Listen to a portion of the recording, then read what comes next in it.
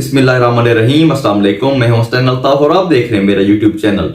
तो जो technocrat government के हवाले से बातें हो रही हैं वो भी डिस्कस करते हैं इस वीडियो के अंदर। तो उसके अलावा उस गवर्नमेंट के हवाले से जो इंकशाफ किया है समी इब्राहिम साहब ने, जो कि सीनियर एंकर हैं, वो भी आपके सामने रखते हैं। उसके अलावा इमरान रियाज खान साहब ने एस्टेब्लिशमेंट को एक मशवरा दे दिया है, वो भी आपको बताता हूं इसी वीडियो के अंदर।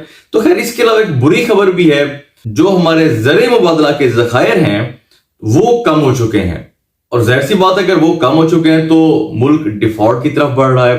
तो ये भी आपको इस वीडियो के अंदर बताता हूं मैं। तो पहले हम बात करते हैं टेक्नोक्रेट गवर्नमेंट के हवाले से। अब देखिए, ये जो बातें चल रही हैं ऐसे तो नहीं हो रही ना, ऐसे तो खामखा तो कोई बात होती ही नहीं है। जाहिर सी बात है, एक ऐसी बात जब चल रही हो, खासतौर पे ये टेक्नोक्रेट्स गवर्नमेंट के हवाले से, कोई छोटी बात नहीं है ये बहुत बड़ी बात है। क्योंकि देखें, ये बिल्कुल भी जमहूरियत की नफी होती है। अब टेक्नोक्रेट्स में क्या होता है कि अब ऐसे लोग, कोई फॉर एग्जांपल स्पेसिफिकेशन जिसकी है कानून के हवाले से, किसी की मईशत के हवाले से, अब ऐसे लोग आ जाते हैं। बेसिकली ये लोग इलेक्टेड नहीं होते, ये होते हैं सिलेक्टेड। अब ये इलेक्शन तो लड़के नहीं आते, अब इनको बैठाया जाता है। अब असल में अगर देखा जाए तो आयन के अंदर टेक्नोक्रेट जो गवर्नमेंट की बातें हो रही हैं, इसकी बिल्कुल भी गुंजाइश मौजूद नहीं है। हाँ, टेक्नोक्रेट्स की जो है वो गुंजाइश बिल्कुल है, क्योंकि जो भी कोई गवर्नमेंट आती है तो वो आकर अपनी मर्जी के कुछ मुशीर भी लगाते हैं टेक्नोक्रेट, उसके अलावा कुछ मुआवन खसूसी भी बनाते हैं। तो इस तरह की कुछ तैनातियां होती हैं, लेकिन इसका मतलब ये नहीं होता कि पूरी की पूरी जो गवर्नमेंट है वो टेक्नोक्रेट गवर्नमेंट बना दी जाए। अच्छा, मैं आपको पहले ये बता दूं, जो समी इब्राहिम साहब ने इंकशाफ किया है, उन्होंने कहा कि मुझे कुछ इतलात मिली हैं कि टेक्नोक्रेट गवर्नमेंट की जो बात हो रही है उस हवाले से इंटरव्यूज भी शुरू हो चुके हैं। अब लोगों के इंटरव्यू किए जा रहे हैं कि किसको किस पोस्ट पे लगाना है, ये समी इब्राहिम साहब ने बोला है। तो इस तरह का कुछ सिलसिला शुरू हो चुका है। लेकिन अब मैं आपको ये बताऊं पहले कि इसकी वजह क्या है, अब मामला यहां तक क्यों आ चुका है। अब एक चीज आप ज़हन में रख लें, ये जो पीडीएम की हुकूमत बैठी हुई है इसकी भी बहुत सी गलतियां हैं। इमरान खान साहब हैं, उनकी भी जाहिर सी बात है एक जिद, एक अना।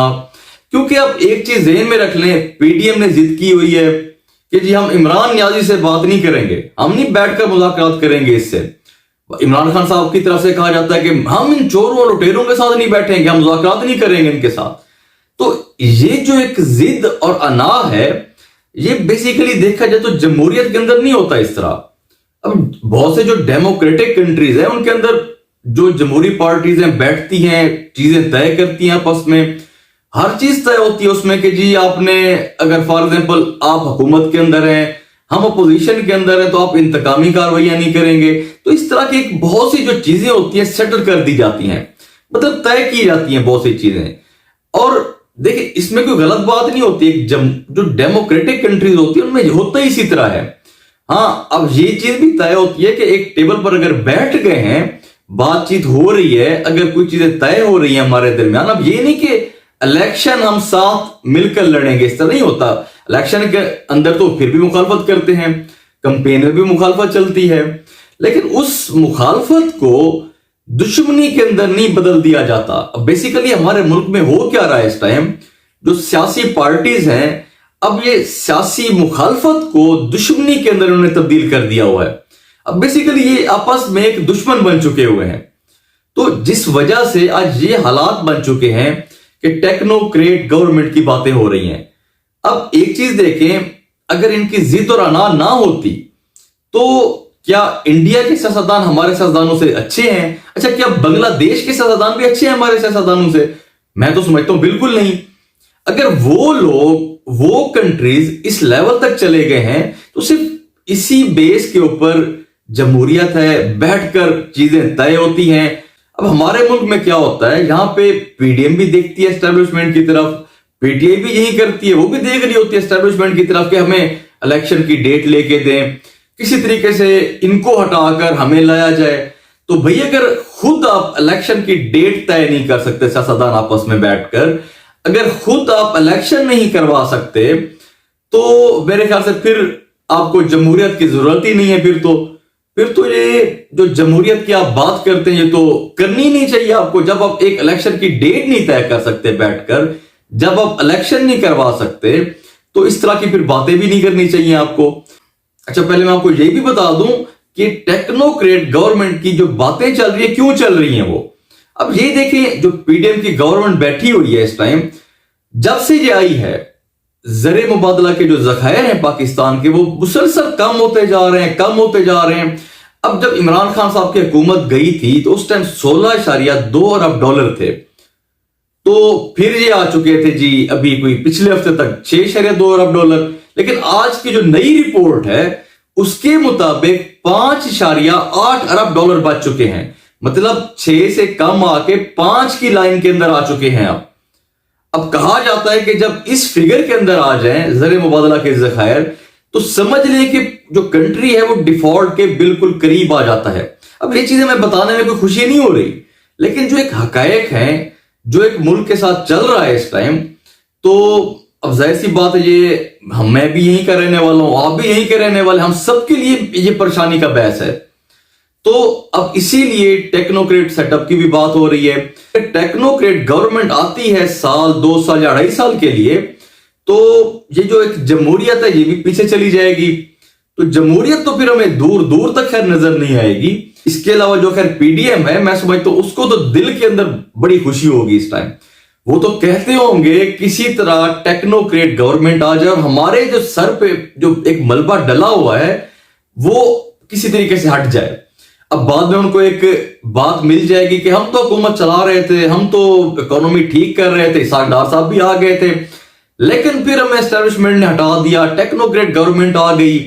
تو اس طرح کے ان کو بہانے بنانے کا موقع مل جائے گا پھر. تو اسی لیے وہ تو چاہیں گے کہ اس طرح کا کوئی فیصلہ ہو, ٹیکنوکریٹ گورنمنٹ آ جائے, تو کسی طریقے سے جو ہمارے جو سر کے اوپر ایک بوجھ بنا ہوا ہے, جو ایک ٹینشن, جو ایک ڈپریشن ہے, وہ کسی طریقے کم ہو جائے. لیکن اگر میں سمجھتا ہوں کہ اگر یہ ملک کے ساتھ مخلص ہوں, تو یہ جو ٹیکنوکریٹ گورنمنٹ کی باتیں ہو رہی ہیں, تو اس پہ پوری کی پوری جو ایک جمہوری پارٹیز ہیں, جو سیاسی پارٹیز ہیں, ان سب کو اس چیز کی مخالفت کرنی چاہیے. کیونکہ دیکھیں, اس چیز سے آپ کی جو جمہوریت ہے وہ بہت دور ہو جائے گی آپ سے. جو ایک سفر آپ طے کر رہے ہیں, ہو سکتا ہے کہ اس کے قریب آپ پہنچ چکے ہوں, لیکن اس طرح کا اگر سیٹ اپ آ جاتا ہے تو میرے خیال سے آپ اس سے بہت دور چلے جائیں گے.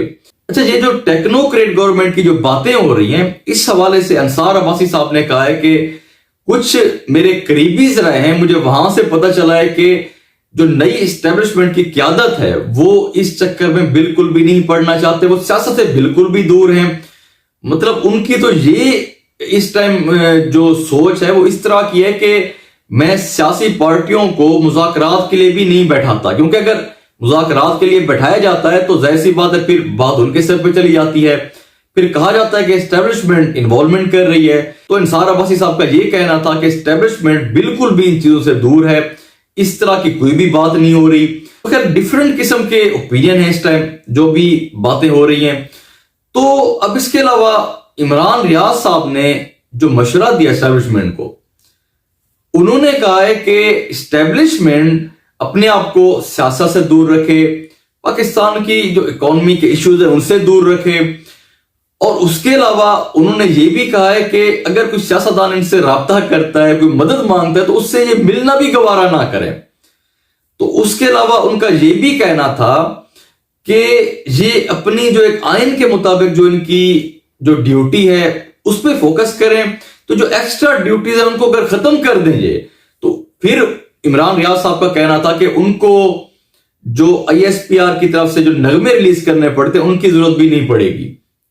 تو مطلب لوگوں کے دل میں محبت ویسے پیدا ہو جائے گی. یہ ان کا مشورہ تھا اسٹیبلشمنٹ کو کہ اس طرح اگر کیا جائے تو لوگوں کے دل کے اندر محبت پیدا کی جا سکتی ہے. تو یہ کچھ ڈیولپمنٹس تھی جو آپ کے سامنے رکھی ہیں. باقی انشاءاللہ جو اپڈیٹس ہوں گے آپ کے ساتھ شیئر کریں گے. اللہ حافظ.